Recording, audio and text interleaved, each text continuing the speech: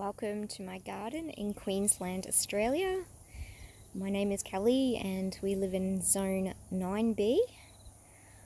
It is the hottest part of summer here in Australia. We've had a really hot couple of weeks of temperatures 37 and all the way up to 39. Okay, let's go ahead and do the tour. Starting here, we have a sea hibiscus. It gets yellow flowers and it will become medium-sized tree.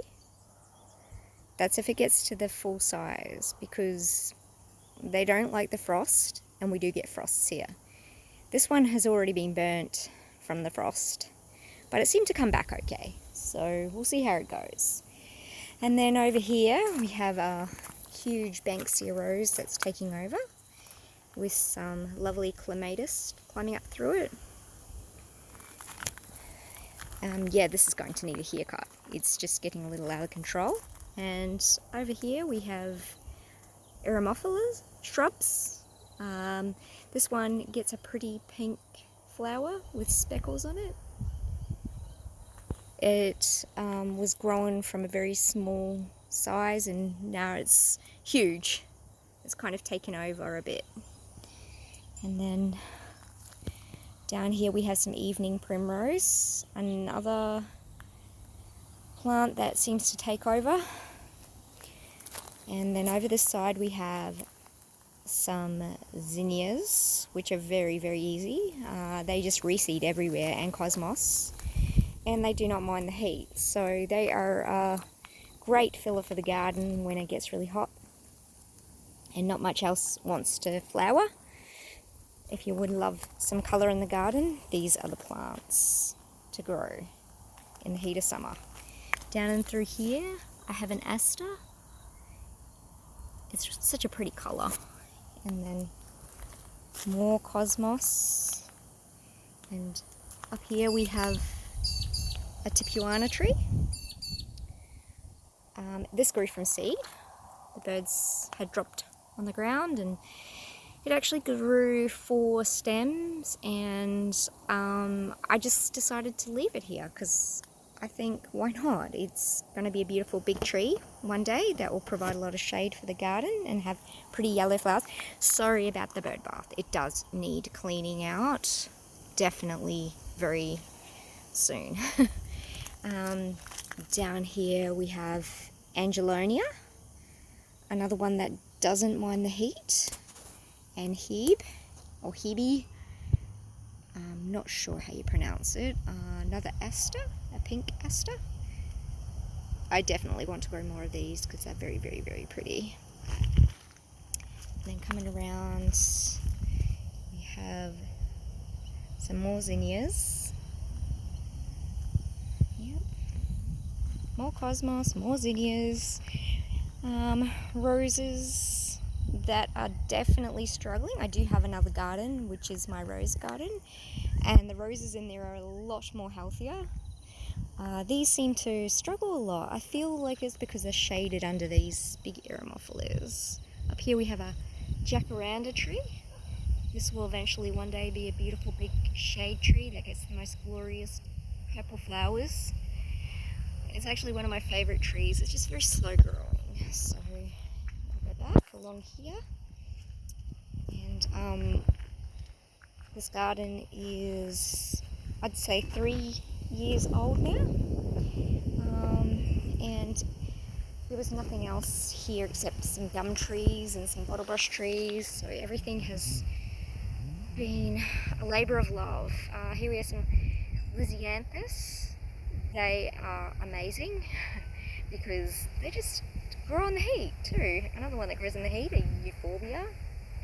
I thought it had died, but it's come back. We got a minus 3.9 frost, and I thought it was dead from that, but it has come alive again. I'm very happy about that. Another Lysianthus, a really pretty cream colour. Some more Lysianthus, pretty white colour. And then some Scabiosa. That's just reseeded in the garden. And then we've got some more Angelonia, Dianthus, Gerbera, more Angelonia, and then we've got a Penta over there.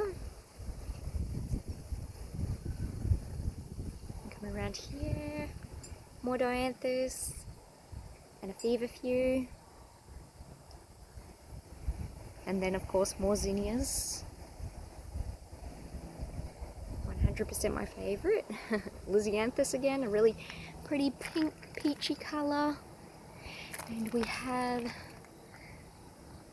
another Lisianthus over here, a very pale purple colour. And then we'll just come along here a bit more and have a look what's over this side. Some more Lisianthus. They're so pretty. They're very easy to grow too. I bought them as seedlings. I didn't grow them from seed. And then in here we have some mint, and it is a real thug. I pulled it all out at the beginning of the season, but I don't think I got all the roots, as you can see. I have a little statue in there that's disappearing amongst it. And then we have some more zinnias up through there that have just popped up. And a hydrangea hiding in here. It's actually kind of good having the mint because it sheltered it from the hot sun. And then this is so pretty. This is an amethyst vine, and it's just come into flower past a couple of days. It's just beautiful, absolutely beautiful.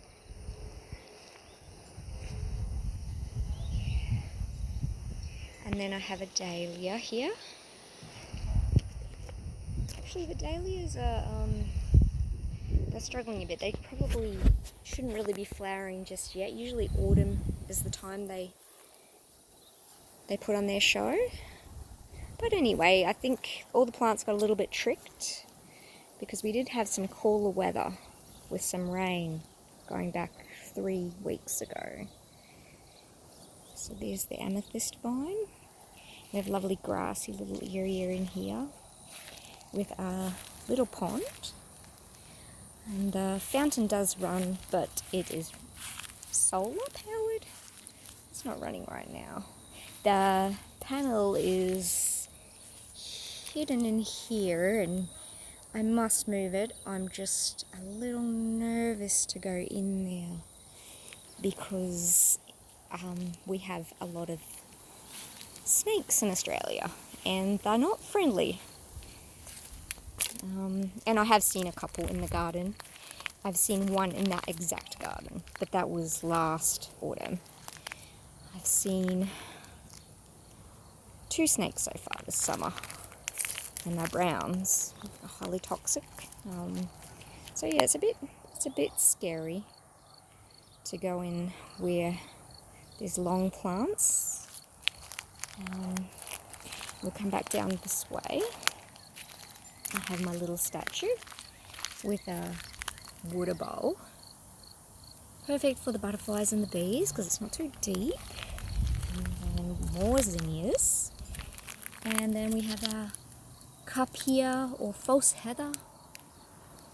I had it actually planted all the way on the other side too, but it doesn't like the heat and it doesn't like frost. So I think one or the other killed it. And then we have some convolvulus. Their flowers are all shut at the moment, but they're normally really pretty blue little flowers. And in the back there, it's a bit of a mess up the back of the garden. But yeah, we have a hydrangea here. And they are definitely past their shining part of the season, looking a bit tired. And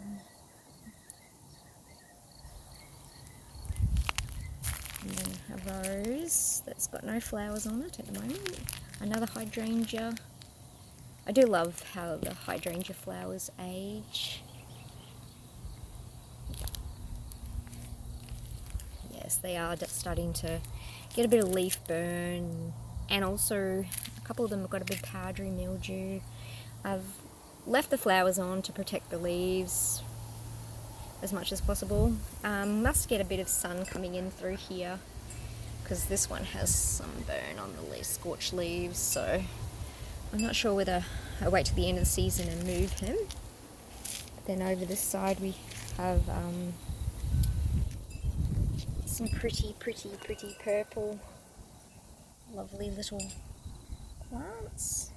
These are petunias, just planted here.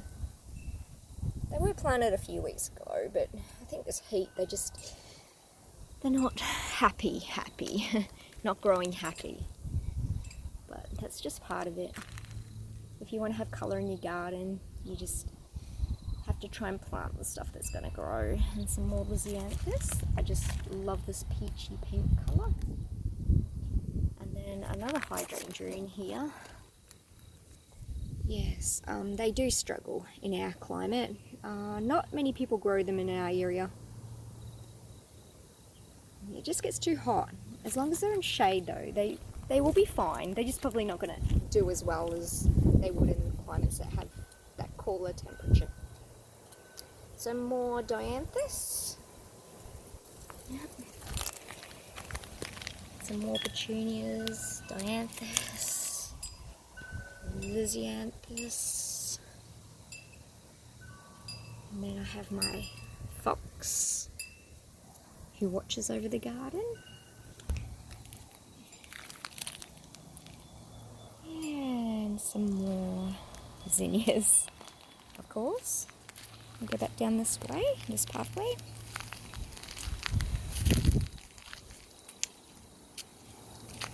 And head down over the bridge to our grassed area.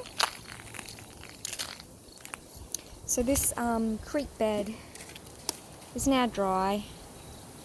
It used to run water, but there is a leak. So we're thinking about turning this area into grass. So there was a pond in here too. But yeah, it's become overgrown with pondweed and grasses and stuff. So I don't fill this one up anymore because there is a leak in it. And my hearing bird and my other fox, he's a little bit tilted. And then we'll go back over my bridge. And this is a wattle tree. We had one over this side too, but it died, unfortunately. We lost a few trees this year, gum trees. And then my messy garden, that needs a good clean. It's just got some cosmos growing and some zinnias, some random plants, telebasias, buddleia. This is a sunset buddleia. It puts on its show in winter because some yellow flowers that smell really pretty, like honey. And here we have an oleander. This is Professor Martin. It's a deep red colour.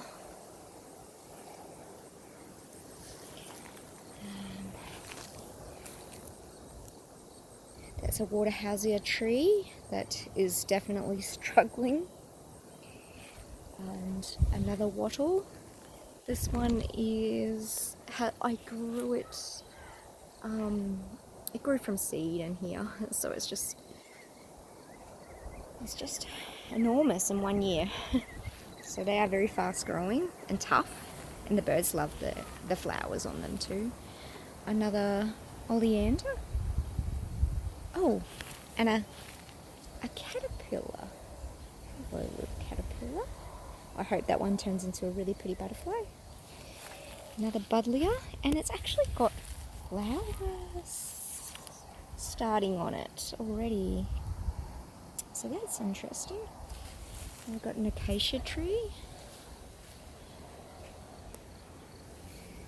And a lily pilly. Can't beat the good old lily pillies. They're just tough and don't seem to mind much of anything. Another buddleia. Another lily berry. Oh, and my native hibiscus that's, I think, has died. I'm just waiting to see what happens with it, but I'm pretty sure it's still green, but it just hasn't put on any new growth. It lost all of its leaves. Then behind that we have a Duranta, or a Brazilian pepper tree that has just seeded itself in here. These are everywhere. And another lily pilly.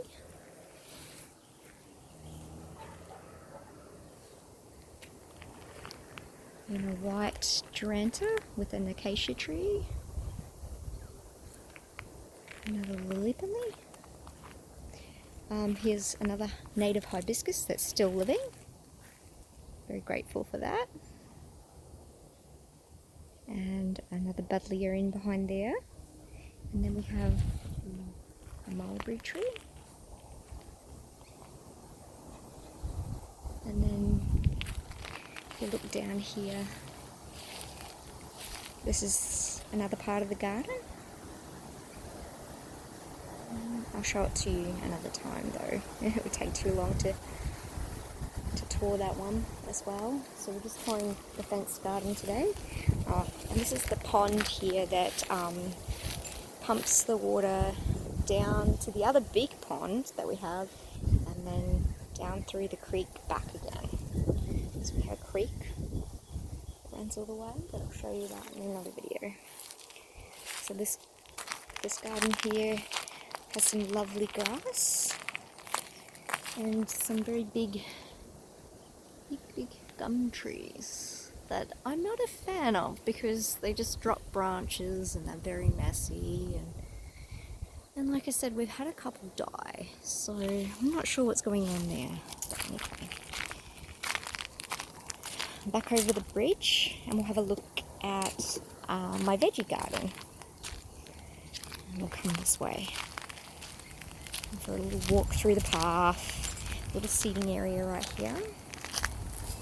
I love to sit here. Actually, this part of the garden gets shade pretty much all day, which is absolutely wonderful. And so I have a garden arbor. I'll show it to you from the other side and show you what's growing on it.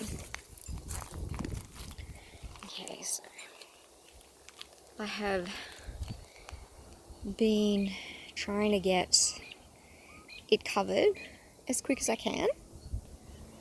And so I have growing on it, I have hyacinth bean,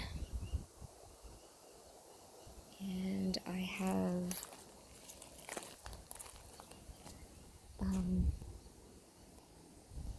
what's that one with the purple flower? Oh, morning glory.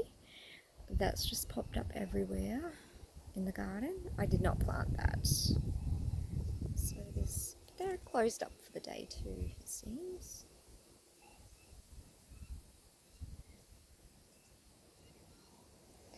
And then we have a jasmine growing on there as well. And we have honeysuckle. That's on this side. The other side has some different things. We have the pink jasmine on this side. And then we have banksia as well. And then we have potato vine. The potato vine died right back. Wasn't sure if it was gonna make it, but it's still alive. Just not growing as vigorously as it was last year. And then in here, some more lisianthus hidden in here. And then we have some gladiolus. I just planted some bulbs in here because we can't really grow veggies in this heat. I have to wait till autumn for my veggie planting. And then a dahlia, or dahlia, however you want to say it. And we have some basil that looks like it's going to reseed itself everywhere, which is lovely. And coming along here, we have a tomato that's struggling. And then we have some plumbago. pretty. I just love the blue coloured flowers. They are just so beautiful. And then we have some more cosmos and zinnias. And we have an elderberry bush that has some elderberries on it. But apparently you cannot eat them unless they're cooked, so we won't be eating those. This garden here is not got much going on in it. I'm going to be planting some sweet pea in a couple of weeks. We plant them on St. Patrick's Day. And this is my round garden that is just filled with sweet potato. It has some dahlias and it has cosmos in it and some nemesia. Oh, and then we have some more zinnias. This garden's just filled with them. And my lemon tree, which has a lot of damage due to leaf miner, which is not good, but it's something I'm dealing with these past couple of years. More cosmos. And more sweet potato vine. And then we have these beautiful dahlias. They are just beautiful. I love them. I love white flowers. I'm a big fan of white flowers. There's another one.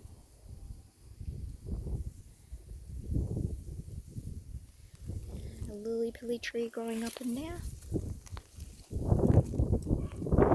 Take a few steps back so you can get a good look at that garden from a distance. So you can take it all in and see what it looks like. It's such a crazy garden. And then over here we have more cosmos that is taller than me. It's absolutely ginormous. And we have a bed of sunflowers that are done, just waiting for their seeds to dry out. I'm going to collect them so I can grow more. And then we have a really pretty rose. It's a climbing rose. It's got little tiny pink flowers. I can't remember what it's called, but that's what the flower looks like. It's really tiny. And then yeah, so my beds don't really have any veggies in them right now. We're waiting for the cooler months ahead to plant up, and we've got some carrot that's gone to seed. But I do love the flowers. They're so pretty. Oh, and then we also have an entire bed of mint. Yeah, mint is naughty. And then over here we have more cosmos. Surprise, surprise. I do have some watermelons growing in behind all of the cosmos, and they'll be ready to eat soon. And I have a couple more trees in here, citrus ones. There might be a mandarin, and I think this one is an orange. And then I also have a tangelo. They are also suffering with the leaf miner. We have a buddleia. Very messy plants they are. They look so pretty when they're flowering, and then when the flowers die they go very brown. And there's another zinnia and some cosmos just growing.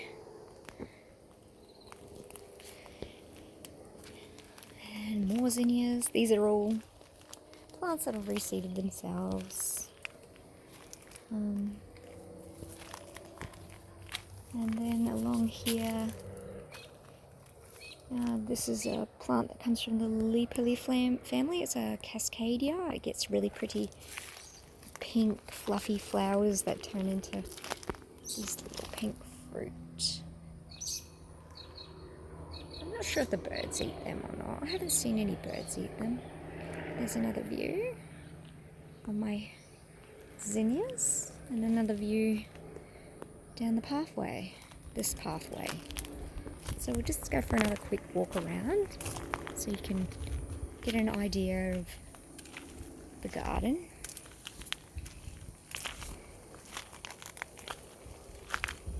And then you can come down through here, and there's a lovely grass area. And then keep walking down the path, and we've got the bridge.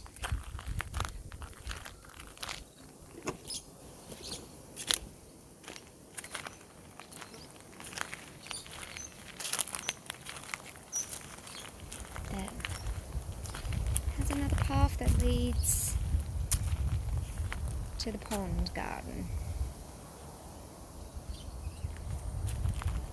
And then we come back.